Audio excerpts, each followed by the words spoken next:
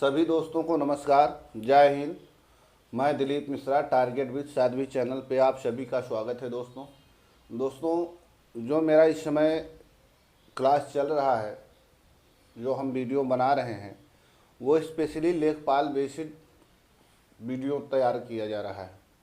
तो दोस्तों आप लोग वीडियो ज़रूर देखें, नोट बनाइए और चैनल को लाइक शेयर सब्सक्राइब करें। तो दोस्तों चलते हैं। आज पहला क्वेश्चन है हमारा, सबसे पहले चकबंदी अधिनियम कहाँ पास किया गया था? बड़ौदा में सन 1920 में। दोस्तों पहली पंचवर्षीय योजना प्रारंभ होने से पहले किन राज्यों में चकबंदी कानून बनाए जा चुके थे? दोस्तों तो पहली पंचवर्षीय योजना दोस्तों प्रारंभ होने से पहले किन राज्यों में चकबंदी कानून बनाए जा चुके थे? तो दोस्तों है उत्तर प्रदेश, पंजाब, तत्कालीन बम्बई राज्य और हैदराबाद में। पूरे देश के संदर्भ में अभी कृषि अधीन क्षेत्रफल का कितने प्रतिशत चकबंदी के अधीन लाया गया है? दोस्तों तो इसका सही जवाब है उत्तर है 49%। तो गाइस आप लोग स्क्रीनशॉट ले लीजिए। चलते हैं फिर नेक्स्ट क्वेश्चन पे।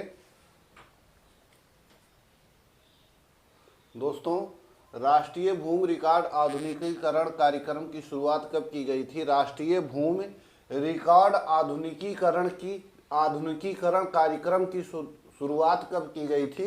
तो दोस्तों ये 2008 में शुरू की गई थी। इसको दोस्तों आप लोग नोट बना लीजिए।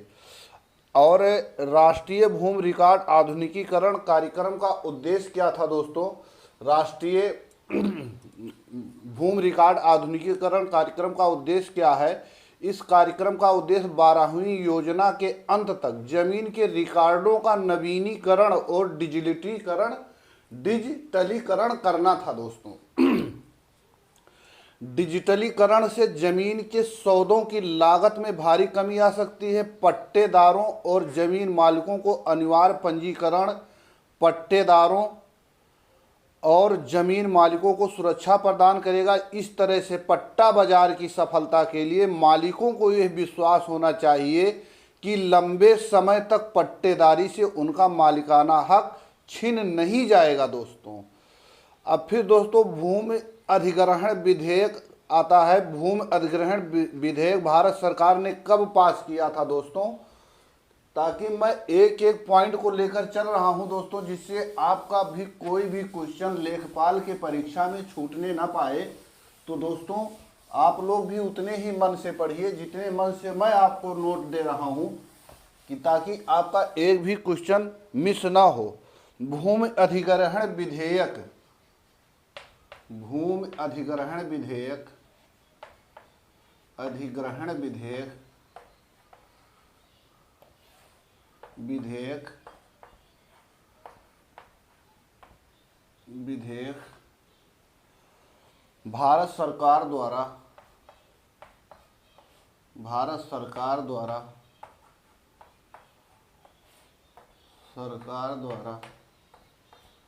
कब पारित किया गया था? पारित किया गया था?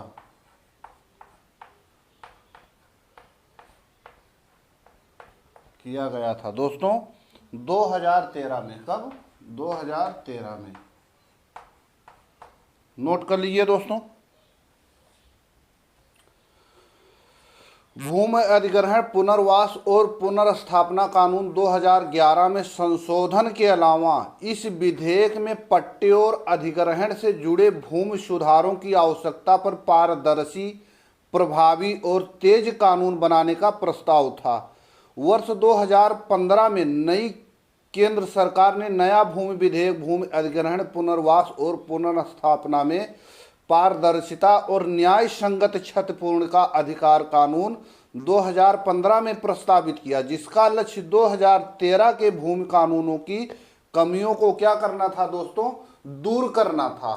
तो इस प्रकार से आप लोग इसका नोट बना लीजिए। फिर चलते हैं दोस्तों नेक्स्ट क्वेश्चन पे।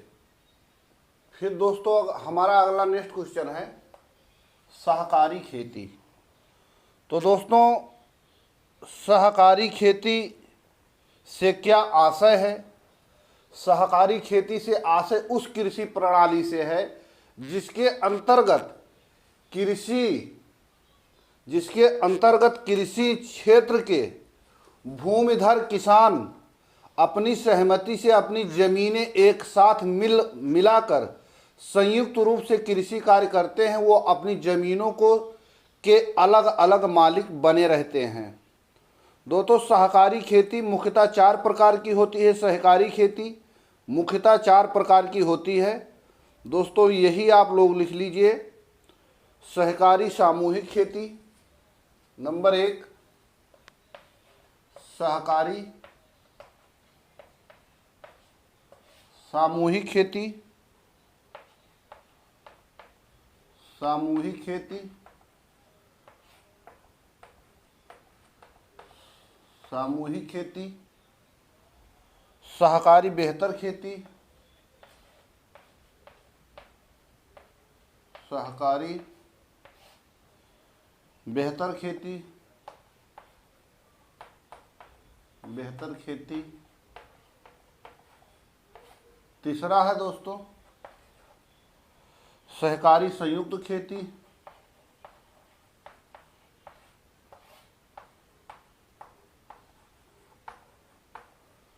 संयुक्त खेती। दोस्तों, चौथा है आपका सहकारी काश्तकारी खेती, सहकारी काश्तकारी खेती।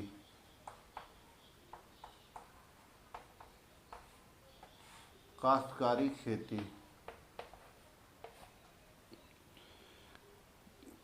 किस प्रकार होती है?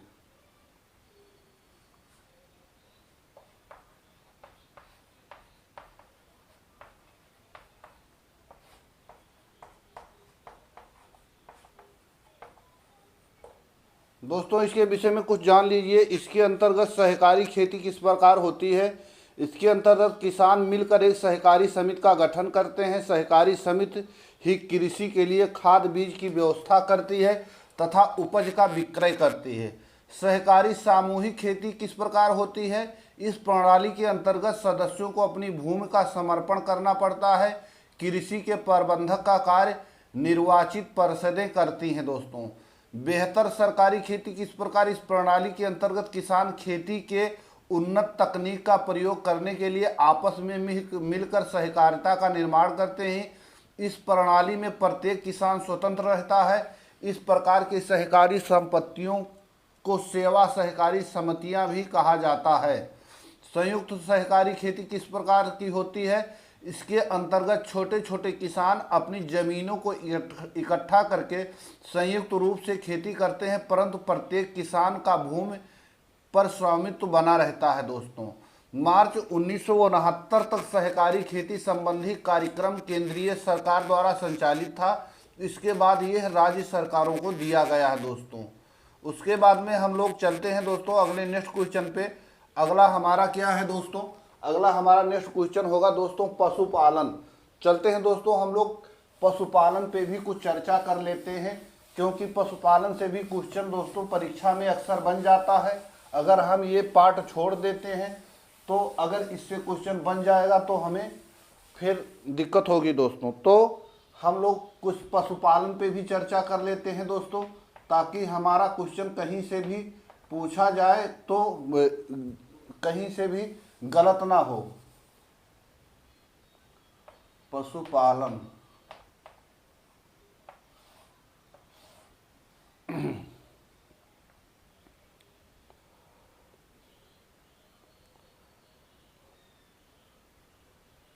तो दोस्तों भारत में कृषि क्षेत्र मुख्यतः फसल और पालतू पशुओं का मिश्रण वाली कृषि प्रणाली का प्रभुत्व है। पशुपालन राष्ट्रीय आय और सामाजिक आर्थिक विकास में सीधे योगदान के अतिरिक्त निम्न भूमिकाएं दोस्तों निभाती हैं। ठीक है, पशुपालन विशेष रूप से भूमिहीन श्रमिकों, छोटे व वंचित किसानों और महिलाओं के लिए आर्थिक दृष्टि से महत्वपूर्ण होता है। पशुपालन चिरस्थायी कृषि के सिद्धांत को बल देता है।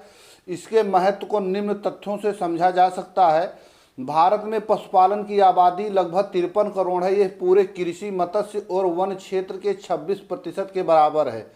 पशुपालन क्षेत्र ने कुल मिलाकर 11वीं योजना के दौरान 4.8% की वृद्धि दर हासिल की है, जो कृषि क्षेत्र और खाद्य उत्पादन से ऊंची है। दोस्तों, दूध की बढ़ती हुई मांग को पूरा करने के लिए भारत सरकार की कुछ महत्वपूर्ण योजनाएं निम्न प्रकार हैं।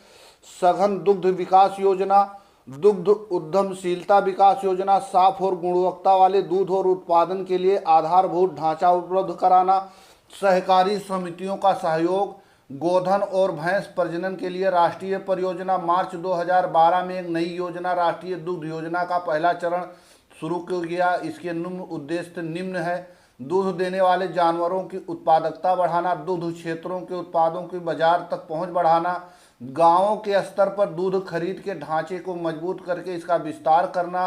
राज्य सरकार 1944 में स्थापित पशुपालन विभाग पशुधन विभाग के चारों आयामों उन्नत पशु प्रजनन, पशु स्वस्थ, पशु प्रबंधक तथा पशु पोषण के लिए प्रयासरत है। दोस्तों, पशु गणना 2012 के अनुसार प्रदेश में पशुओं की कुल संख्या कितनी थी? दोस्तों, तो ये आप लोग पॉइंट नोट कर लीजिए।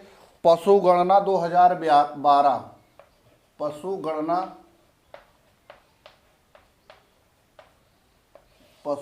2012 के अनुसार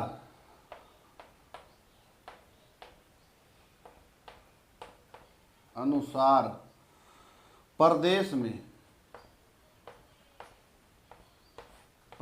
में पशुओं की कुल संख्या,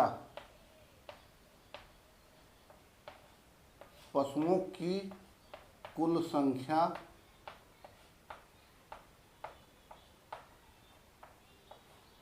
संख्या कितनी है? दोस्तों, जो नए आंकड़े हैं वो नए आंकड़े भी हम आपको देंगे, इस बात का बिल्कुल चिंता मत करना। 687.15 लाख। दोस्तों, इसको नोट कर लीजिए। उत्तर प्रदेश, ये एक सबसे महत्वपूर्ण फैक्ट है दोस्तों। उत्तर प्रदेश में संपूर्ण देश के कितने प्रतिशत पशु हैं? उत्तर प्रदेश, ये फैक्ट दोस्तों आप लोग नोट कर लिए। जो उत्तर प्रदेश में संपूर्ण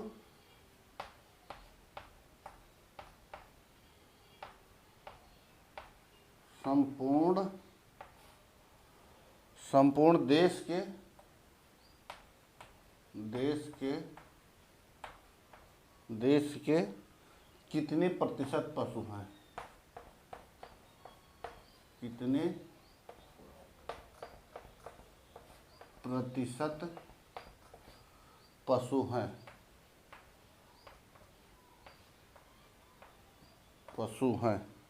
13.41%। 13.41%। दोस्तों, इसको स्क्रीनशॉट ले लीजिए। तो चलते हैं दोस्तों नेक्स्ट क्वेश्चन पे।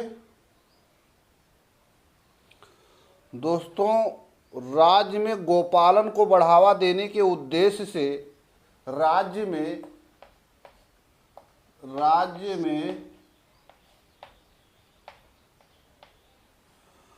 गोपालन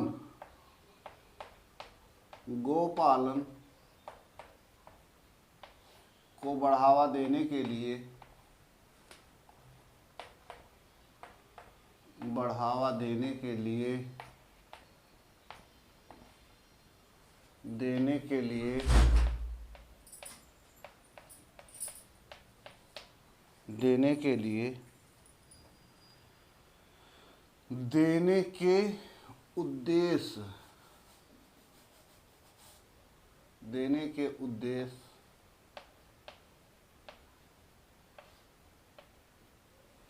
देने के उद्देश्य से उत्तर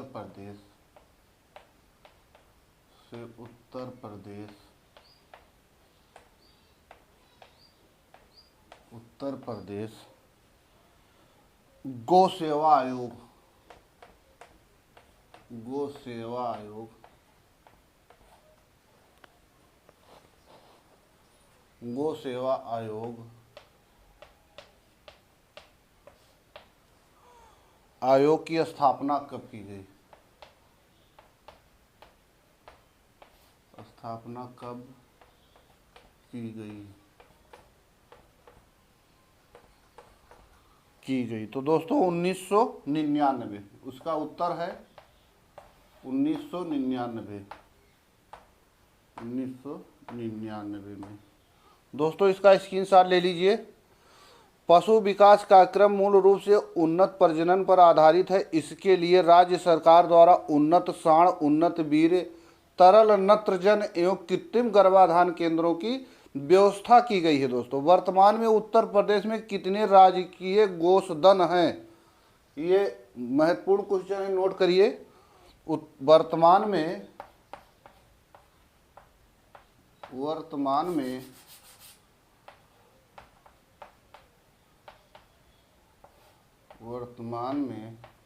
उत्तर प्रदेश में कितने राजकीय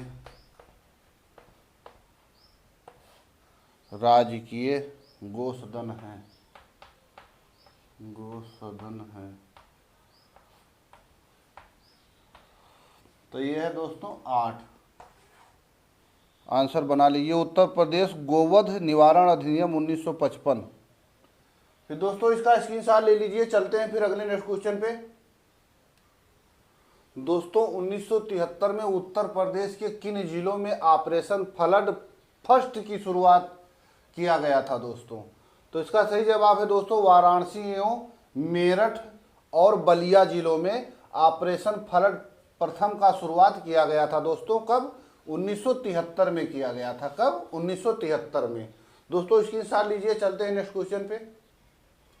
दोस्तों पूछा जाए उत्तर प्रदेश और देश में प्रथम नियमित दुग्ध संघ की स्थापना कब और कहां की गई? तो 1938 में लखनऊ में की गई। एकीकृत दुग्धशाला विकास परियोजना किसके द्वारा प्रायोजित है? 100% केंद्र सरकार के द्वारा। और दोस्तों जो बहुत ही महत्वपूर्ण चीज़ है, महिला डेयरी योजना कब से लागू की गई? तो 1996-97 से लागू की गई। दोस्तों यहाँ से क्वेश्चन दोस्तों बनते हैं, बिल्कुल पक्का बनते हैं, उसमें कोई दो राय नहीं है। आप लोग कोई भी क्वेश्चन छोड़े ना, जिससे आपका एक भी क्वेश्चन कहीं इधर उधर नहीं होना चाहिए। गोकुल पुरस्कार योजना का उद्देश्य क्या है? योजना के अंतर्गत सरकारी दुग्ध उत्पादकों के बीच उनके बीच प्रतिस्पर्धा को बढ़ावा देना है। दोस्तों प्रादेशिक कोऑपरेटिव डेयरी फेडरेशन का गठन कब किया गया? 1962 में किया गया। दोस्तों राज्य दुग्ध परिषद का मुख्य कार्य क्या है? इस परिषद का मुख्य कार्य लाइसेंसिंग, क्षेत्र आरक्षण, दुग्ध मूल्य निर्धारण, उत्पादक विनिमय आदेश लागू करना है। दोस्तों उत्तर प्रदेश की कृषि नीति एवं योजनाएं ये बहुत ही महत्वपूर्ण है। दोस्तों इसका स्क्रीनशॉट लीजिए। चलते हैं दोस्तों नेक्स्ट क्वेश्चन पे अपने हम। दोस्तों उत्तर प्रदेश सरकार द्वारा नई कृषि नीति की घोषणा कब की गई थी? दोस्तों तो यह है 28 फरवरी 2013 में की गई थी। दोस्तों उत्तर प्रदेश में भूमि सुधार निगम की स्थापना कब की गई थी? दोस्तों क्या है? भूमि सुधार निगम की स्थापना कब की गई थी? तो दोस्तों 1978 में की गई थी। इसको आप स्क्रीनशॉट ले लीजिए। दोस्तों फिर दोस्तों चलते हैं अपने नेक्स्ट क्वेश्चन पे। दोस्तों हम बात करते हैं कृषि निर्यात जोन की। तो दोस्तों निर्यात जोन ये है, निर्यात जोन उत्पादन और शामिल जनपद, किसके अंतर्गत कौन कौन से जनपद शामिल किए गए हैं? दोस्तों आगरा है। दोस्तों आलू है। आगरा क्या है? आलू है। उत्पादन आगरा जोन में आलू उत्पादन। दोस्तों इसके अंतर्गत आने वाले जिले हैं आगरा, हाथरस, मेरठ, फर्रुखाबाद, कन्नौज। दोस्तों फिर आता है आपका लखनऊ आता है। दोस्तों लखनऊ में आप लोग जानते हैं कि लखनऊ आम के लिए बहुत ही मशहूर चीज़ है, मशहूर है दोस्तों। इसके अंतर्गत लखनऊ, सीतापुर, बाराबंकी, हरदोई और उन्नाव जिलों को शामिल किया गया है दोस्तों। ये सारे जिले लखनऊ जोन के अंतर्गत आते हैं दोस्तों। फिर आता है दोस्तों सहारनपुर। सहारनपुर भी आम के लिए जाना जाता है। इसके अंतर्गत सहारनपुर, बुलंदशहर, मेरठ, बागपत, मुजफ्फरनगर और बिजनौर जिलों को दोस्तों शामिल किया गया है। तो दोस्तों आपको आज का वीडियो पसंद आया होगा। आप लोग इसका नोट बना लीजिए दोस्तों, स्क्रीनशॉट लेते रहिए। फिर दोस्तों आप लोगों से मिलते हैं नेक्स्ट वीडियो में। और दोस्तों अगर आप लोग चैनल पे पहली बार आए हैं तो दोस्तों लाइक करिए, शेयर करिए और चैनल को सब्सक्राइब करना ना भूलें दोस्तों। और फिर आप लोगों से मिलते हैं दोस्तों नेक्स्ट वीडियो में। तब तक के लिए जय हिंद दोस्तों, नमस्कार।